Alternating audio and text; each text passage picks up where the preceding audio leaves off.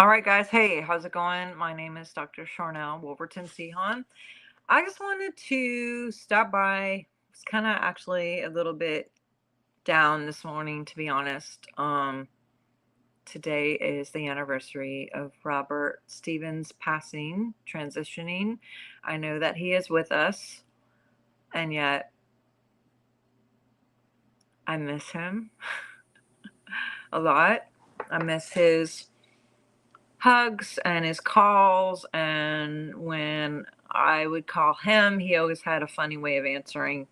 Anybody who ever talked to him on the phone knows that he would always have a very unpredictable way of answering the phone, and I miss that. I miss his laugh, his jokes, his humor. Anyway, I just want to honor him today. I was gonna jump on here and not just say that, but I do probably anywhere from 7 to 10 interviews a week. I have six, I think, 6 today. And when I hopped on this morning, I honestly was like, why did I schedule myself so much today, knowing the date, and really maybe feeling a little bit sad, and also just maybe I made a mistake in booking myself like this today. But what's interesting is I went in my closet, and I'm very conscious of what I wear under different things, and I picked up this sweatshirt, which I've only wore one time. It's my friend has this yoga place in Montana, Shelly.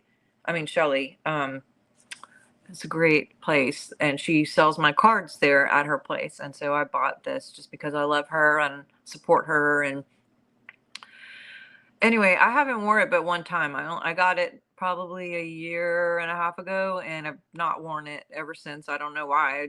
It was buried underneath some other clothes, and I picked it up. Well, interestingly enough, I hop on the podcast that was interviewing me this morning, and it's called Inspired Choice Podcast. And when I hop on, the lady, the I don't know, icon or whatever of her podcast is two bees, like looking at each other, and she had on there, be connected, be inspired. And I'm like, this is a bee, and I'm wearing a bee thing.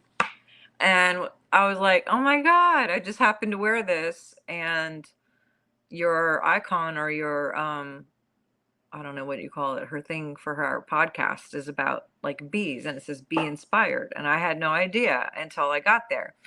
Then she starts talking, and she pulls up this oil called Believe, which is actually my favorite oil ever. And she's talking, and she has a German accent, and I could tell that she has a German accent. And I love Germany, and I used to live there for 4 years.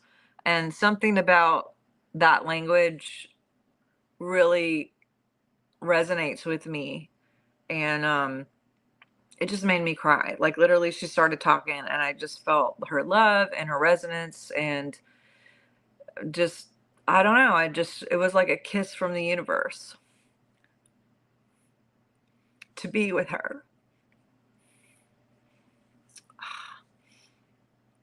It's funny too, because last week the same thing happened. I went to go on a podcast, and I was being interviewed by another lady, and her name is Shanna.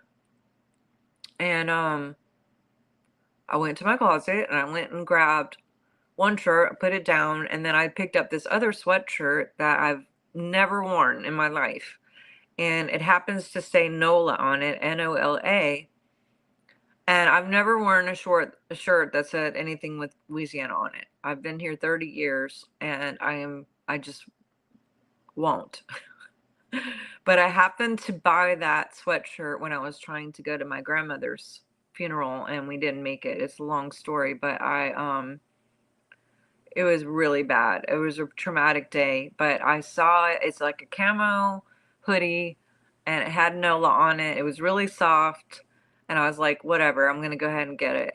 So I bought it, and it's been sitting in my closet. I've never put it on, so I don't know why, but I grabbed it, I put it on, and I hop on this interview, and the lady, she starts talking, and somehow it comes up that she's like back with her first love. She's got 5 kids, and she's from Louisiana. And so I was like, oh my gosh, I'm back with my first love. We had a little recess, 25 years. I also have 5 kids. She has 3 girls. I have 3 girls, and then she has her bonus kids from her second or her first love's marriage. Same. And then she drops that she's from New Orleans, and I was like, "Do you see the sweatshirt that I'm wearing? It has NOLA on it." I'm like, "I've never even worn this before in my life, but I felt like I was supposed to wear it." And so I said, I probably still have the tag on. And I was right. I pulled it up and held the tag in front of her. And we were both just like, that is so crazy. And we had so many things. I said, so she's in Colorado. She's like, I thought you were in Montana. I said, I'm actually in Louisiana. I'm from Montana, but I'm here because of my husband and my parents. And she's like, well, I'm in Colorado because of my husband, but I really want to be in Louisiana. She starts talking even more, and her husband is Scandinavian. Viking. I'm also Viking, Scandinavian. And, there was so much like, oh my gosh. Anyway, I just want to say that being on all these podcasts and meeting all these amazing people has been extra interesting since I got off sugar. Honestly, I got off sugar. Thank you, Carolyn. Carlin. She's talking about carnivore all the time. I'm not quite there, but I'm kind of keto carnivore. But I got off sugar at the end of October. It'll be a month in 2 days. In 2 days, it'll be a month, I should say. And my brain has just kicked in on a whole new level. My inspiration, my connection with God is different. My energy is different.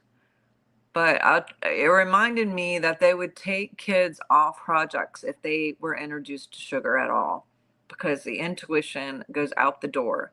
But when I've been off sugar, when I stay off sugar, my intuition is completely there. I feel so much more connected to what I'm supposed to be doing and how I'm supposed to be doing it. I have a lot more energy. I'm working out again. I'm down about 12 pounds. But the cognitive, I guess you could say, and just the connection. And Carlin, I'm going to have to chat with you more about this whole carnivore thing, because I started watching a few videos about it this morning before I hopped on. But anyway, I just want to encourage you guys, if you feel like you want to get off sugar, good idea, because it will change your intuition. You will connect. You will even know what to wear, and you will connect with the people that you're supposed to. It'll change your whole biofield. When you're walking in that integrity, there's a physiology that follows, and it is beautiful.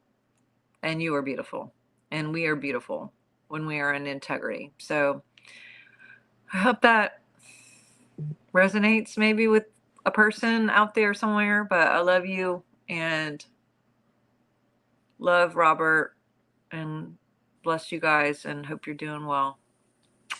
Talk soon. Bye.